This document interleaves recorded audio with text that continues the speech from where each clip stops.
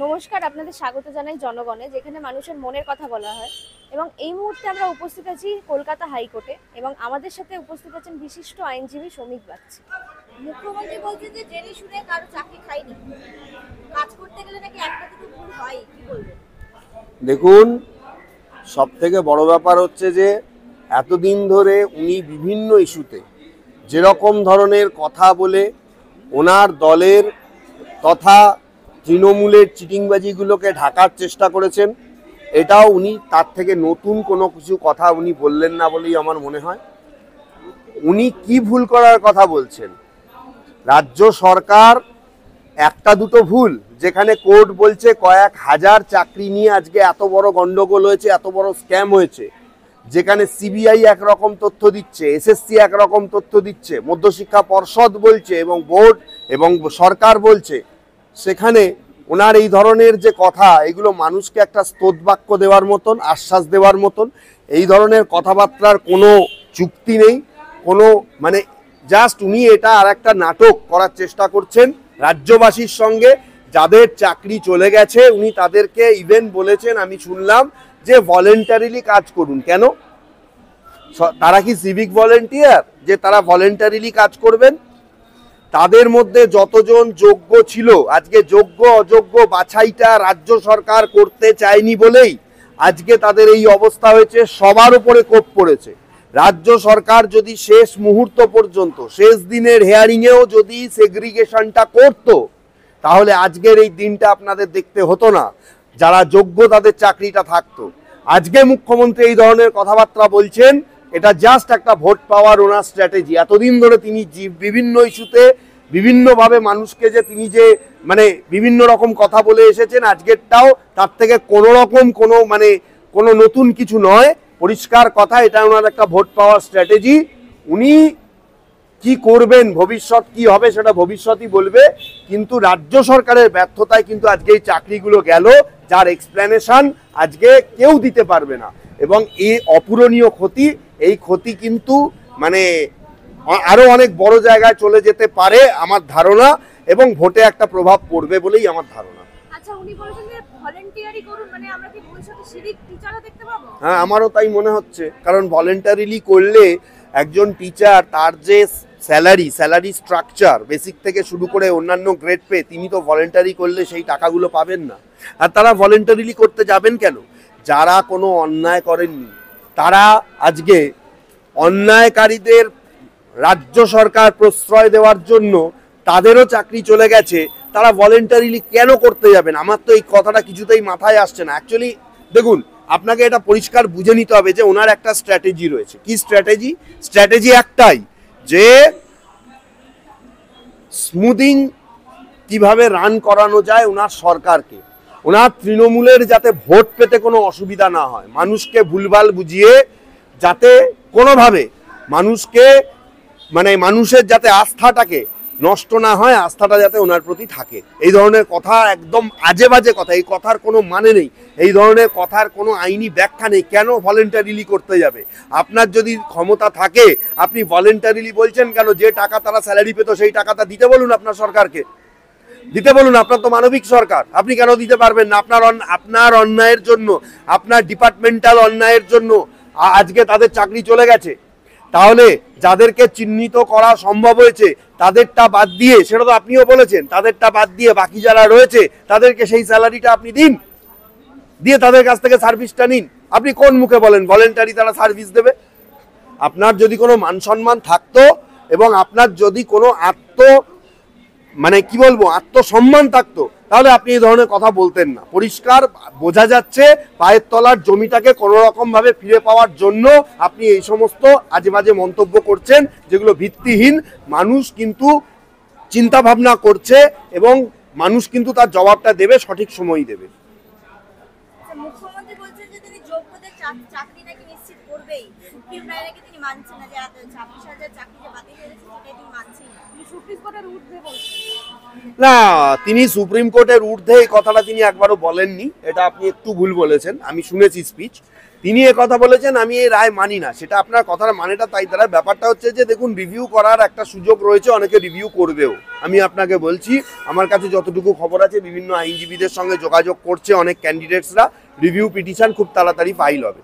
সুতরাং সরকার, আমার ধারণা, তারা একটা রিভিউয়ের জন্য অ্যাপ্লাই করতে পারে, অথবা আরও কোনো লার্জার বেঞ্চ, যেটা আইনের দিক থেকে হয়তো সম্ভব। সুপ্রিম কোর্টে অতীতে আমরা 5 জাজেস 13 জাজেস বেঞ্চও দেখেছি। কনস্টিটিউশনাল কোনো ডিসিশন হলে, যদিও এটা কনস্টিটিউশনাল ডিসিশন নয়, বাট বেঞ্চ ফরমেশন হয়নি যে কখনো, সেটা নয়, হতে পারে। কিন্তু যদি অতীতে এই ধরনের মামলার আপনি যদি অতীতে এই ধরনের মামলার এক্সাম্পল তুলে আনেন, তাহলে আমি বলবো ত্রিপুরাতে এরকম ঘটনা ঘটেছিল 2019 সালে। পরবর্তীকালে সুপ্রিম কোর্ট কিন্তু পুরো প্যানেল বাতিল করে। অন্যান্য রাজ্যের ক্ষেত্রেও পুরো প্যানেল বাতিল করার অর্ডার হয়েছে। সুতরাং রিভিউ করলেই বা তিনি রায় না মানলেই যে রায় বদলে যাবে, পাল্টে যাবে, এটা আমার মনে হয় না। এবং আরও একটা জিনিস যেটা আমার মনে হচ্ছে, যে যেহেতু chief justice of the supreme court তিনি নিজে এবং অন্যান্য বিচারপতিরা আরও দুজন তারা থেকেই রায় দিয়েছেন, সুতরাং এটা অ্যাপিল করে অন্য বিচারপতি চিফ জাস্টিসের এগেনস্টে গিয়ে কোনো রায় দেবেন, এটা অনেক কঠিন ব্যাপার বলেই আমার মনে হচ্ছে। যে যাই বলুক, এর বাস্তবতা খুব একটা নেই, এবং রিভিউ করলে আমার ধারণা যে খুব একটা কিছুই পরিবর্তন হবে না, এই রায় থেকে যাবে। আমি বলবো যে কমিটি করা বা ইত্যাদি যেগুলো বলা হচ্ছে, আমি জানি না সেগুলো করে কতদূর কি হবে। আমার ধারণা যে আর কিছু করা সম্ভব নয়, এই রায়টা ফাইনাল। রাজ্য সরকার এখন কি করবে সেটা তাদের ব্যাপার, তাদের অনেক বড় বড় লয়াররা রয়েছেন, তাদের পরামর্শদাতা রয়েছেন, এখানে আমার বলাটা সাজে না। শুধু আমি এইটুকুই বলবো, আমার ধারণা, আমার ক্ষুদ্র বুদ্ধি এইটুকু বলছে, এই রায় রিভিউ করলেও এই রায় খুব একটা পরিবর্তন হবে না। আচ্ছা, বিকাশবাবু কেন মামলা করলেন? ওনাকে আইসোলেট করা উচিত এমনটাই বলছেন। দেখুন, কে কেন মামলা করলেন, মামলা করার অধিকার ভারতবর্ষের কনস্টিটিউশন ভারতের প্রতিটি নাগরিককে দিয়েছে। আজকে আপনি যদি ডিপ্রাইভ হন, অন্য কেউ যদি ডিপ্রাইভ হয়, তার মামলা করার অধিকার রয়েছে। উনিও তো বহু ইস্যুতে অনেক মামলা করেছেন, রাজ্য সরকারও তো অনেক ইস্যুতে মামলা করে, এবং এর আগে তিনিও তো মামলার কথা বলতেন যখন তিনি ক্ষমতায় আসেননি। কেন মামলা হলো, কি জন্য মামলা হলো, সেটা পরের ইস্যু। সিঙ্গুরের মামলা আপনি কি জন্য করেছিলেন, যদি আজকে আপনাকে এই প্রশ্নটা করা হয়? আপনার উদ্দেশ্য সফল হয়েছে, আপনি রাজ্যে ক্ষমতায় আসতে চাইছিলেন।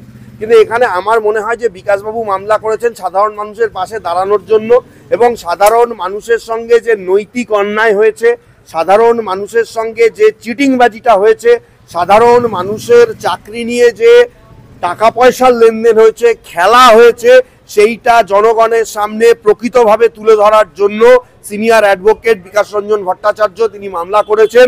আমি মনে করি তিনি সঠিক কাজ করেছেন। একজন আইনজীবী হিসেবে আমি তাকে সমর্থন করি, কারণ সমাজের পচা গলা সিস্টেমের বিরুদ্ধে দাঁড়িয়ে আইনের মাধ্যমে ন্যায় বিচার পাইয়ে দেওয়ার দায়িত্বও একজন আইনজীবীর থাকে। হ্যাঁ, আজকে আরেকটা কথা উঠছে, কুণাল ঘোষ থেকে শুরু করে বেশ কিছু ব্যক্তি তারা বলছেন, স্যাডিজমের কথা বলছেন। অত্যন্ত দুঃখজনক, কি করে আপনারা এই ধরনের কথাবার্তা বলছেন। আমি বুঝতে পারি না যে বিকাশবাবুর নাকি 2-3 যারা তার কাছে এসেছিলেন তাদের জাস্টিস পাইয়ে দেওয়ার জন্য মামলা করেছিলেন, সেইটা করতে গিয়ে সবার চাকরি বাতিল হয়ে গেল, তাদের জাস্টিস পাইয়ে দিতে তিনি পারলেন না। সম্পূর্ণ মিথ্যে কথা, সম্পূর্ণ ভুল কথা। জাস্টিস পাইয়ে দেওয়ার জন্য মামলা করেছিলেন ঠিকই, কিন্তু যেখানে দেখা যাচ্ছে দুর্নীতির পাহাড়, যেখানে দেখা যাচ্ছে যে রিক্রুটমেন্টের পরতে পরতে প্রতিটা প্যানেলে দুর্নীতি হয়েছে, প্রতিটা স্কুলে আটমোস্ট জেনুইন টিচারের পাশাপাশি একজন হলো ফেক টিচার নিয়োগ হয়েছে, সেখানে কোনোভাবেই কোর্ট সেগ্রিগেশনে না গেলে এটা হতোই, অতীতেও হয়েছে। সুতরাং আমি মনে করি উনি যে এই কথাগুলো বলছেন, অতীতে তিনি আরও বলেছেন, প্রথম দিন বলেছিলেন ওনাকে নোবেল দেওয়া উচিত, তাতে অনেকে সিপিএমের অনেক কিছু বলেছিলেন। আমি মনে করি যে মাননীয়াকেও নোবেল দেওয়া উচিত, কারণ এই রকম একজন মুখ্যমন্ত্রী দেশ স্বাধীন হওয়ার পর কোনো রাজ্যে কখনো এসেছে কিনা, আমি এটা কথাটা বারবারই বলি, আমার অন্তত নলেজে নেই, বা যেটুকু হিস্ট্রি আমি পড়েছি ভারতের ইতিহাস, তাতে কেউ বলতে পারবেন না এরকম ধরনের একটা চিটিংবাজ দল অথবা সেই দলের কার্যকলাপ মুখ্যমন্ত্রী হিসেবে যেটুকু সম্মান তিনি অর্জন করেছিলেন, আজকের এই সবার পরে আমার তো মনে হয় কার্যত তিনি মিথ্যা কথা বলে গেলেন। ভলেন্টারি সার্ভিস কেন করবেন, আমি এটা বলতে চাই। আপনারা এত ঝগড়া করলেন, এত দৌড়াদৌড়ি করলেন, এত পরিশ্রম করলেন টিচাররা, সকাল থেকে কে যোগ্য কে অযোগ্য মারপিট করলেন, রক্তারক্তি করলেন। নেতাজি ইন্ডোরের সামনে পুলিশ আপনাদের সামলাতে পারলো না, ওখানে গিয়ে মুখ্যমন্ত্রীকে সরাসরি এই প্রশ্নটা কেন করতে পারলেন না? কে যোগ্য কে অযোগ্য সেই বিচারটা আপনি করুন। কেন আপনি বলছেন না যে অযোগ্যদের আপনারা জায়গা করে দিয়েছেন, অযোগ্যদের আপনারা সাপোর্ট করেছেন, যার জন্যই আজকে যোগ্যদের চাকরি চলে গেছে, যার জন্যই আপনার সরকার পয়সা খেয়ে আজকে সবার চাকরিগুলোকে বিক্রি করে দিয়েছে, পয়সা খেয়ে আজকে কয়েক লক্ষ বাঙালির ভবিষ্যৎ, মানে পশ্চিমবাংলাবাসীর ভবিষ্যৎকে নষ্ট করে দিয়েছে। এর জন্য সম্পূর্ণরূপে আপনি দায়ী। আপনাদের সেই সিদ্ধারার জোরটা কেন হলো না, নাকি আপনাদের বলার কোনো সুযোগ ছিল না আমি জানি না, কিন্তু ভবিষ্যতে এই প্রশ্নের জবাব কিন্তু দিতে হবে তৃণমূলকে।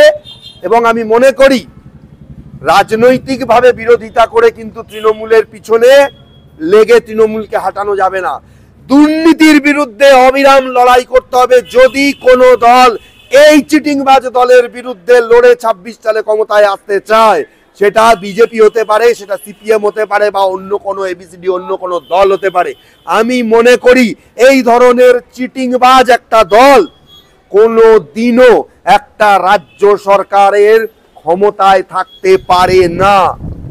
মানুষের প্রতিটা জায়গায় আপনাদের, আমি এর আগের দিন বলেছিলাম, আমি এখনো এইখানে দাঁড়িয়ে বলে যাচ্ছি, এটা আপনারা ট্রেলার দেখছেন, এই এসএসসি আপনারা শুধু ট্রেলার দেখছেন।